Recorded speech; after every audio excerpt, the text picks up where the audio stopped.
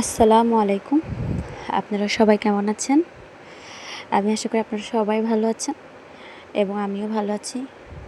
তো আমি আজকে আপনাদের সাথে নিয়ে আসব একটি সুন্দর একটি রেসিপি, দুর্দান্ত, যেটা খেয়ে আপনারা মানে ১ প্লেট ভাত চেটেপুটে খেতে পারবেন, সাথে চাইলে আরও নিতে পারবেন।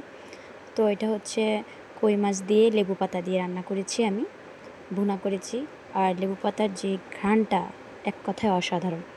তো এখন আমি আপনাদেরকে দেখাবো আমি কিভাবে আমার স্টাইলে রান্না করেছি। তো প্রথমে আমি চুলায় কড়াই বসাই দিলাম মাছগুলো ভাজার জন্য। যেহেতু এগুলো জিওল মাছ, এগুলো একটু ভেজে রান্না করলে ভালো লাগে। তা আমার কই মাছের সাইজগুলো কিন্তু অনেক বড় বড় ছিল, দেখতেই পাচ্ছেন। আমি এখন মাছগুলো উল্টিয়ে দিব, দোনো পাশ ভালো করে আমি কড়া করে ভেজে নিব।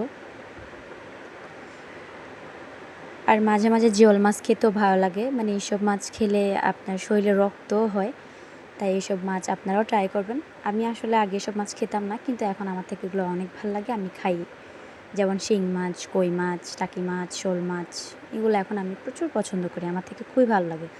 আর যদি লেবু পাতা দিয়ে রান্না করা হয় তাহলে তো কথাই নেই। তো যাই হোক, আমার মাছ ভাজা হয়ে গেছে। এখন এই পর্যায়ে আমি দিয়ে দিব কুচি করে রাখা পেঁয়াজগুলো। আমি চেষ্টা করি সবসময় আমি একটু পেঁয়াজের পরিমাণটা একদম সমান সমান রাখার জন্য। অতিরিক্ত পেঁয়াজ দিলে আমার কাছে মনে হয় যে মানে কেমন যেন আমার থেকে মানে তরকারি একটু টক লাগে, ভালো লাগে না। তো আমি পর্যাপ্ত পরিমাণে পেঁয়াজ দিয়ে দিচ্ছি। এটা ভালো করে ভাজা হয়ে গেছে। এখন আমি এই পর্যায়ে দিয়ে দিলাম ১ চামচ রসুন বাটা, ১ চামচ জিরা বাটা, আর সাথে সামান্য একটু আদা বাটা দিয়েছি। তো এখন আমি এটাকে ভালো করে নেড়ে চেড়ে নেব একটু পানি দিয়ে, যেন না লেগে যায়। তো এখন এই পর্যায়ে আমি দিয়ে দিলাম পরিমাণ মতো হলুদ। আমার হলুদের গুঁড়াটা অনেকই ভালো, কারণ আপনারা দেখতেই পারতেছেন যে আমার তরকারির কালারটা কি গাঢ় আসে। তো দিয়ে দিলাম ১ চামচ মরিচের গুঁড়া, ১ চামচ দিয়ে দিলাম ধনিয়ার গুঁড়া, দিয়ে দিলাম পরিমাণ মতো লবণ। আসলে আমি চাইলেও বেশি ঝাল খেতে পারি না। আমি ঝাল খেতে পারি, কিন্তু আমি বেশি ঝাল দিতে পারি না আমার বাচ্চাদের জন্য। আপনারা আপনাদের টেস্ট অনুযায়ী দিবেন, কারণ আমার বাচ্চারা এত ঝাল খেতে পারে না, তাই আমি ঝালটা কমিয়ে দিই। এই পর্যায়ে আমি দিয়ে দিলাম কেটে রাখা টমেটোগুলো। যেহেতু এখন সামনে শীত আসতেছে, টমেটো তো অত্যন্ত মাত্রায় খাওয়া হবে। তারপর কাঁচামরিচ দিয়ে আমি একটু পানি দিয়ে এটাকে ঢেকে দিলাম কষানোর জন্য। আর তরকারির মূল যেই টেস্টটা, সেটা হচ্ছে আপনি যত সুন্দর করে কষাতে পারবেন তত ভালো লাগবে। তো আমি এখন এই পর্যায়ে আমার ভেজে রাখা মাছগুলো দিয়ে দিয়েছি, কারণ ভাজাতে তো পরিপূর্ণ হয়ে যায় না, আমি যেহেতু রান্না করব একটু আগেই দিয়ে দিয়েছি। তো এখন আমি দিয়ে দিলাম পানি। তো এখন আমি এটা ঢেকে দিব।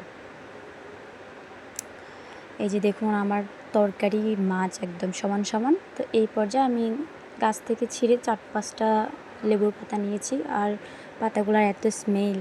তো এখন আমি দিয়ে দিলাম। আপনারা দেখতেই পাচ্ছেন রান্নাটা আমার কমপ্লিট। ফাইনালি আমার রান্নার লুকটা দেখেন।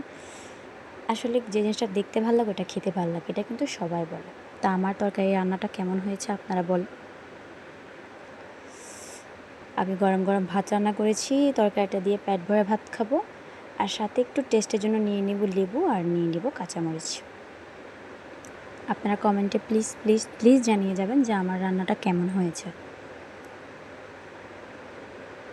আমি যে জিনিসটাই রান্না করি আমার মনের মাধুরী মিলিয়ে রান্না করি, কারণ আমার কথা হচ্ছে মন দিয়ে যদি আমি রান্না না করি তাহলে খাবারটা এত টেস্ট হবে না, এটা আমার মতে। এখন কে কীভাবে রান্না করেন আমি জানি না, কিন্তু অবশ্যই আপনারা জানিয়ে যাবেন যেন আমার রান্নাটা কেমন হয়েছে, যেন আমি ভবিষ্যতে আপনাদেরকে ঠিক এমন আরও ভালো ভালো রেসিপি উপহার দিতে পারি। ধন্যবাদ সবাইকে।